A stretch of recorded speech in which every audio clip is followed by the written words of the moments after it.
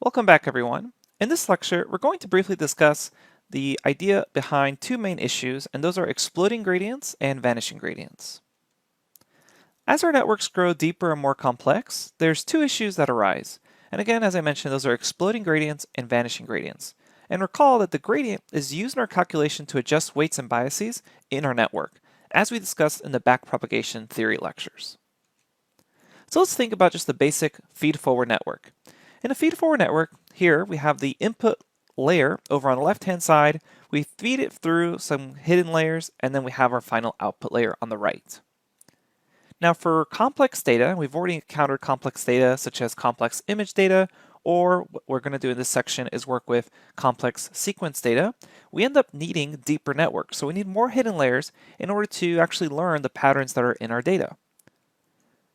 Now what happens is there's this vanishing or exploding gradient issue that arises during the backpropagation step.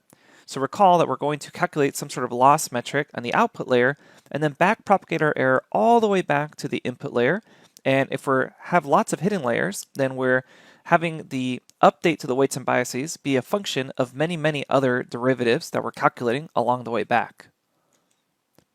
So backpropagation is going backwards from the output layer to the input layer, propagating that error gradient. And for deeper networks, the issues can arise from backpropagation. And again, those are vanishing and exploding gradients. So as you go back to those lower layers, closer to that input layer, the gradients are often actually getting smaller. So a vanishing gradient is usually the more common problem, although they can technically explode on the way back. But as you're typically going back and back closer to those input layers, those gradients are getting smaller, and eventually what happens is they're so small by the time you get to the input layer that the weights never really change that much at those lower input levels. And that's actually a big problem because we want to be able to detect large basic patterns in our data right up close to that input layer and have the deeper layers focus on smaller details or smaller patterns.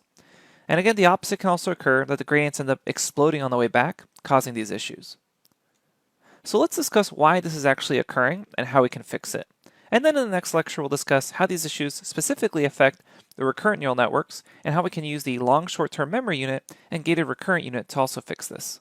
To understand why this is actually happening, let's take a look at a really common activation function, such as the sigmoid activation function. And we also know that other activation functions, such as logarithmic softmax, actually use sigmoid as part of their calculation. So this is also relevant to that. Now, as we know, the sigmoid activation function basically squeezes any input. So here we can see the input on the x-axis, and it squeezes that input to fit between 0 and 1. However, let's take a closer look at what happens when your input starts to get further away from 0. The further away your input is from 0, the rate of change in the sigmoid function is actually decreasing rapidly. And that rate of change, that is the derivative of the sigmoid function. And we already know that backpropagation and the gradient calculation is essentially just calculating that derivative in multiple dimensions as you go back through into the hidden layers. So let's actually see the derivative on top of the sigmoid function, and we can see here that the scale of that derivative is much smaller than the actual sigmoid function. And in fact here, you can deviate not that much off the input of 0, and eventually you're getting really small and close to a 0 output. So what ends up happening is when you're dealing with n number of hidden layers, you end up using an activation function like the sigmoid function, which ends up resulting in you have n number of small derivatives being multiplied together, and by the time you're really close to the input layer, that gradient could decrease exponentially as we propagate down. And that means you're actually not affecting the weights and biases that much of those first couple of initial layers, which are actually really important for finding the basic patterns in our data. So we just mentioned that this is an issue of the activation function. So an opportunity arises where we could just edit and change our activation function.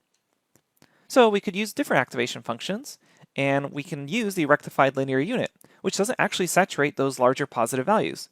We previously discussed that the rectified linear unit is a great choice for activation, and we've used it quite a bit, but here is one of its main benefits, is that it doesn't matter how large your input value is going to be beyond 0, you're not going to exponentially decrease the rate of change there. And there's variations off the rectified linear unit. There's the leaky rectified linear unit that for negative input values, instead of just flattening them out to 0, it slowly leaks them into a very slow gradient going towards a negative number. And then we also have the exponential linear unit, which is called ELU for short, and that basically kind of starts off at -1 for those larger negative values, and then slowly again continues, and the gradient doesn't end up flattening out here, which is again good for our calculation since we won't get that vanishing gradient.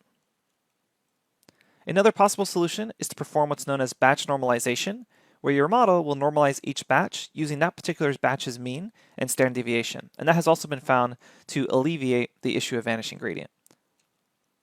There's also options of choosing different initializations of weights that can again also help alleviate these vanishing gradient issues, and a very popular method is called Xavier initialization.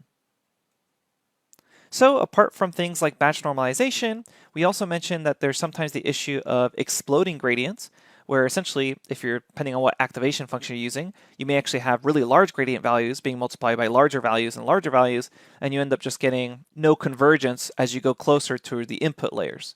So what you could do is just use what's known as gradient clipping, which is kind of a dirty trick. It's kind of a very quick fix, but essentially what you just decide is gradients are going to be cut off before reaching some predetermined limit. And for example, you're going to cut off gradients to be always between -1 and 1. So you're not going to let them get too small or get too large. So the recurrent neural network for time series present their own gradient challenges. So what we're going to do is we're going to explore the special long short-term memory neuron unit that helps actually alleviate a lot of these issues as well. And it's really good for dealing with sequence data. So in the next lecture, let's go ahead and discuss this very special neuron that's very popular for recurrent neural networks, which is the long short-term memory, or LSTM, neuron unit. I'll see you there.